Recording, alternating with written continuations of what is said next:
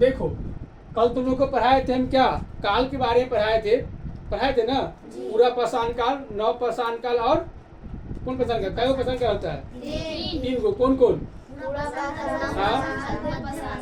पूरा पाषाण काल, मध्य पाषाण काल, नव पाषाण काल। लेकिन आज तीसरा नंबर पढ़ा रहे हैं, क्या नाम है उसका? सिंधु सभ्यता। क्या है? देखो ये सभ्यता का नाम है, नाम क्या है उसका? सिंधु। क्या नाम है? सिंधु। देखो सिंधु सभ्यता, जो इसका समय जो है, ये इसका काल क्या है, इसका समय क्या है, कब से शुरू हुआ था? देखो 2400 ईस्वी पूर्व से लेकर 1700 ईस्वी पूर्व तक के समय को सिंधु सभ्यता का समय माना गया है।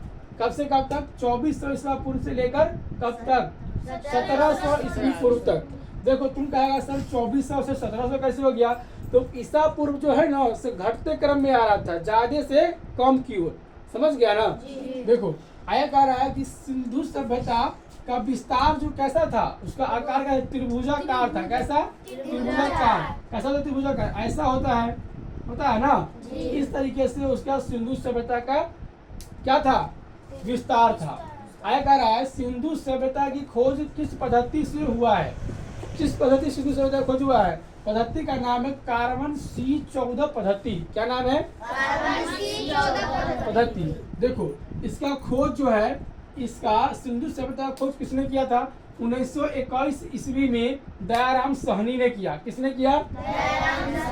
इसका खोज दयाराम साहनी ने किया था। और इसका नाम जो है, सिंधु सभ्यता का नाम कौन रखा?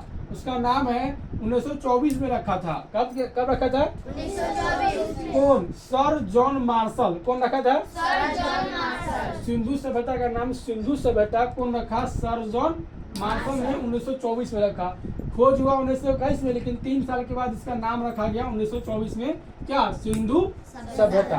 देखो कह रहा है सिंधु सभ्यता किस नदी के किनारे बसा था?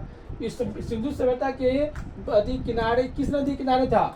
रावी नदी किनारे। किस नदी किनारे? रावी नदी किनारे बसा था। और नगरों के नाम, सिंधु सभ्यता में जो नगर था उसका नाम क्या है? यहाँ देखो, मोहनजोदड़ो, हड़प्पा, गनवारी वाला और राखी गढ़ी, धौलावीरा, कालीबंगन, ये 6 गो इसका महत्वपूर्ण क्या था? शहर था। क्या था? शहर मतलब नगर था, है ना। जिसमें तुमको सबसे ज्यादा कौन? मोहनजोदड़ो, हड़प्पा, कालीबंग और धौलावीरा देखने को मिलेगा। ये 2 बहुत कम देखने को मिलेगा। अब इधर चलते हैं, देखो क्या क्या देखने को मिलता है। कह रहा है कि सिंधु सभ्यता का बंदरगाह का नाम क्या था? लोथल और सुतपोतदा। क्या नाम था? लोथल और सुतपोतदा। हम तुमको बताए थे बंदरगाह का मतलब क्या होता है? जहाँ पर पानी में जो जहाज चलता है उसका स्टेशन होता है, रुकने का जगह। जैसे ट्रेन कहाँ पर रुकती है? स्टेशन पर। उसी तरह पानी का जहाज कहाँ रुकेगा? बंदरगाह पर। वहाँ पर जगह बनाया रहता है, वहीं पर रुकेगा, उसको कहते हैं बंदरगाह। तो वो बंदरगाह कहाँ पर था? कहाँ था? लोथल में। और कहाँ था? सुतपोतदा पर। ठीक है ना। आगे है जूते हुए खेत का प्रमाण कहाँ से मिला है? तो वो मिला था कालीबंगन से। ये जगह का नाम है कालीबंगन, जहाँ पर क्या मिला था? जूता हुआ खेत। इसका मतलब क्या? जहाँ पर खेत जुताई हुआ वहाँ पर कृषि जरूर होता होगा, खेती जरूर होता, तब खेत होता है। हाँ।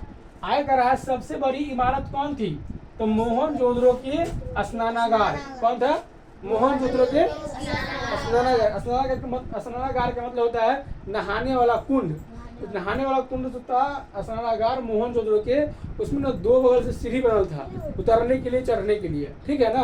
और चारों ओर से कमरा बना हुआ था। जैसे मान लो कि ये कुंड है, ठीक है, इसको 2 ओर से सीढ़ी बना था और चारों ओर से क्या बना था?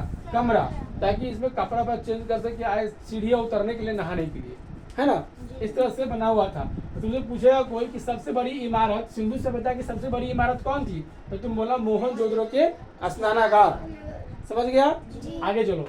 आगे करा अग्निकुंड कहाँ से मिला है? अग्निकुंड कहाँ से मिला है? तो ये भी मिला है लोथल और कालीबंगन से। कहाँ से मिला है? कालीबंगन से। देखो आगे करा इसका मुख्य फसल क्या था? मतलब सिंधु सभ्यता के लोग सबसे पहले इसका मुख्य फसल क्या उगाते थे? गेहूं और जौ, ये उपजाते थे। इसका खेती करते थे। किसका? गेहूं और जौ का। वैसे में सबसे प्राचीनतम जो फसल है जिसको सबसे पहले मनुष्य ने उगाया था, वो किसको उगाया था? गेहूं को। किसको उगाया था? गेहूं को। आया कह रहा है चावल का प्रमाण कहाँ से मिला है, तो रंगपुर एवं लोथल से। कहाँ से? रंगपुर एवं लोथल से। समझ गया? इसको तुम लोग